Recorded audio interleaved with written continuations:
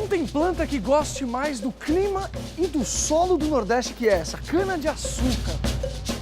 Trazida pelos portugueses, ela teve um papel fundamental não só na economia, como na cultura da região. É uma terra de muitas manifestações artísticas e ainda tem uma culinária que fala muito sobre o seu povo, o povo pernambucano. E quando um prato vai açúcar, aí a história fica melhor ainda. Tanto que Gilberto Freire, um dos mais importantes pensadores brasileiros, chegou a dedicar uma obra inteiramente para falar do açúcar. E agora, em 2019, essa obra completa 80 anos e ganhou uma exposição especial aqui na Fundação Joaquim Nabuco, no bairro de Casa Forte, no Recife.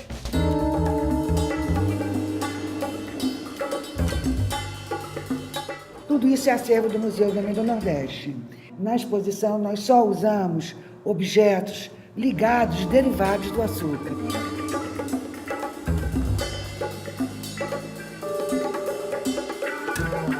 A gente entende que o açúcar, em primeiro lugar, ele é um ingrediente social. Quando você quer ser hospitaleiro, você come um café e faz um bolo. São os ingredientes sociais do Brasil, são um anúncio da hospitalidade. Há casamentos que são indissolúveis. Eu acho que um deles é o autor com a sua obra. E você vai me dizer que esse daqui foi a primeira edição do livro. Ou seja, 80 anos. 80 anos completos.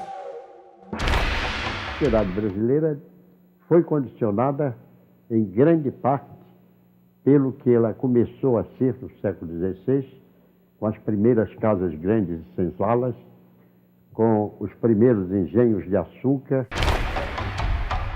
Por que açúcar com 2 S? Naquela época se escrevia com 2 S. E nós mantivemos na exposição ortografia. Gilberto Freire, sociólogo, escritor, antropólogo. Primeiro livro aos 30 anos, Casa Grande e Senzala. Com quantos anos mais ou menos ele escreveu esse livro? Olha, ele devia ter, esse livro tem 80 anos, ele era moço, ele devia ter 30 e poucos anos quando escreveu esse livro. Porque qual é o conteúdo do livro? Ele fala mesmo sobre o açúcar. Aí ele também fala o seguinte, que você não consegue entender o Nordeste se você não entender o açúcar. Já pensando no açúcar como um ingrediente social. E metade do livro é um livro de receita, gente. Porque se você me disser o que você come, quantas vezes e com quem, eu vou saber quem é você. E o Gilberto Freire tinha essas sacadas. Quer dizer, a comida era uma ferramenta para você entender a sua sociedade. Aqui, ó. Formas de pão de açúcar. Antigamente era assim que se estocava, se vendia o açúcar.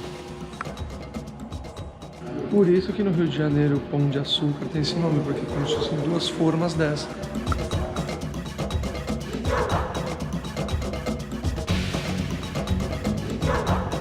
A gente consegue contar a história do Brasil através do açúcar? É a nossa primeira riqueza. Né? Nós começamos a nossa vida econômica exportando açúcar, era o ouro branco. Né? Recife chegou a ser a cidade mais rica do Brasil, por conta do açúcar, evidentemente. Eu estou impressionado com como o açúcar ele faz parte da cultura de verdade. Qual que é a relação dele com o caboclo de lança? Ele passa o ano inteiro no canavial. A estrela é uma flor no meu jardim. Ele é típico da zona da Mata Pernambucana, Mata Norte e Mata Sul. A roupa dele é extraordinária. Ela é bonita e é a flor dos anos. Isso aqui é canutilho e lantejoula. Os homens passam muito tempo bordando a roupa. Ele usa essa cabeleira feita de papel celofane, né? Usa óculos escuros. Qual é a nossa interpretação dessa roupa? Ela é linda, mas principalmente ela é uma reivindicação de visibilidade. Eu quero aparecer, eu quero que vocês me notem. Porque esse homem que vive submerso no canavial, que é uma extensão da foice, no carnaval ele é visto. Porque além da roupa, ele usa o surrão, que faz um som, então quando ele aparece, ele é visto. E infelizmente, quando acaba o carnaval, ele é restituído ao canavial e volta a ser invisível.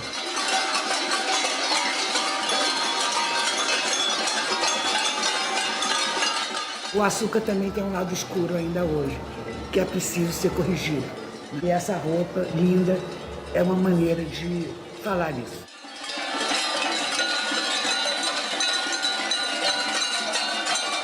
Tentando entender como que ele parou e falou assim, vou escrever um livro e vou fazer um livro de receita. Pelo seguinte, é muito maluco. Ele era antropólogo, ele foi várias coisas na vida, né? Mas ele, sobretudo, ele era atento à vida. Nada na vida é insignificante. Através da vida cotidiana, do objeto que você emprega no dia a dia, é assim que você entende a sociedade. Eu venho procurando redescobrir o Brasil. Eu sou um rival de Pedro Álvares Cabral. Nesse livro do Gilberto Freire constam algumas receitas emblemáticas. Duas delas, as joias da culinária pernambucana, que é o bolo de rolo e o bolo Souza Leão. Pra vocês terem uma ideia da importância desses dois pratos, eles são considerados patrimônio imaterial do Brasil. Deu até uma fominha. Boa. Vou entrar aqui no seu ambiente sagrado, que é a cozinha. Então a gente vai começar pelo bolo Souza Leão. Isso. 400 ml de água, vou juntar com açúcar. Por que Souza Leão? É um bolo português, que era feito lá com massa, né, de farinha de trigo. Chegando aqui, eles teve dificuldade em encontrar farinha e foi substituído por goma. Aí aqui eles começaram a produzir em primeiro lugar, com a puba, que já era fermentada e hoje em dia já é mais difícil você conseguir. Então, depois de algum tempo, foi substituído pela massa de mandioca. E lá era leite mesmo, normal. E aqui passou a se usar o leite de coco e a massa de mandioca. Foi uma releitura de um bolo português. E Souza Leão porque é de uma família? É, de uma família que criou o bolo e que era tradicional aqui do estado. Aqui eu vou colocar manteiga. Exatamente. Vou dar a farinha de trigo. Eu estou escrevendo um livro sobre a doçaria pernambucana. Que legal! Eu estou resgatando esses doces, né, que não se faz mais, principalmente no interior do estado, e fazendo uma nova releitura, né, com técnicas francesas, que é a minha especialidade. Vamos agora para o bolo de rolo. Temos aqui manteiga. Isso, ovos, açúcar, farinha... De trigo agora? Farinha de trigo e o recheio de goiabada. Vou colocar na batedeira. Tá. Aqui eu vou bater. Ele nasceu como um bolo retangular, chamado colchão de noiva na região de Portugal. Era um pandeló, né, recheado com doce de amêndoas. E em seguida, quando chegaram aqui ao Brasil, eles começaram a produzir, só que na falta do doce de amêndoas, eles começaram a utilizar a goiabada, porque era que era o que tinha, né, em abundância aqui no estado. E com o tempo, de vez ele fazer aquele retângulo ali no bolo, eles começaram a fazer em formato de rocambole.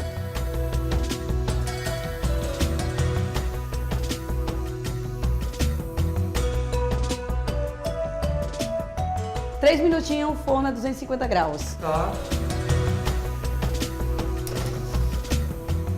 Assou, vamos fazer agora o recheio.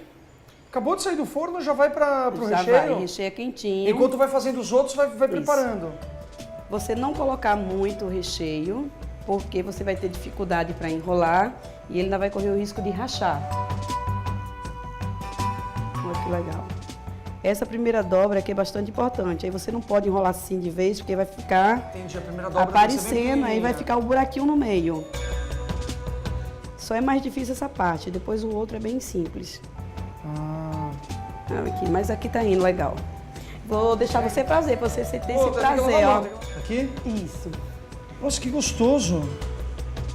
Pra quem tem compulsão, tem que tomar cuidado, porque Isso, pode, ó, ele tá pode fazendo- morrer aqui o bolo. Isso, tá indo direitinho. Tô indo, tem jeito aqui, ó. Filha, já pode fazer bolo de rolo em casa. Olha aí que legal. Ó. Muito bom.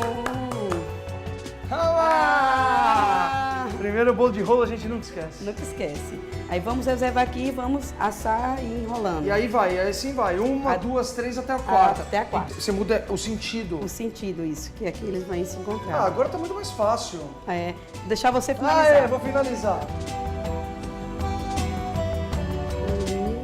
Temos aqui... Ai, caramba, tô quase quebrando ele. Ai, machuquei ele. Vou finalizar aqui com açúcar. Açúcar normal, não precisa ser de confeiteiro. Não, pode ser o normal. Quer um pedaço aí? Ah, não. Se liga. Olha lá. Olha lá. Olha lá. Olha lá. Olha aí. Bolo de rolo. Bolo Souza Leão. Não tem jeito melhor de encerrar essa matéria do que o que nós conversamos no começo dela. É celebrar, socializar numa mesa, pessoas, de uma maneira carinhosa e o ser humano com o ser humano. Tá bom aí, gente? Tá bom? Eu que fiz. Tá bom aí, Sabiá? Carol, nossa produtora. Boa, toda a equipe reunida, celebrando. É isso, melhor jeito, com açúcar.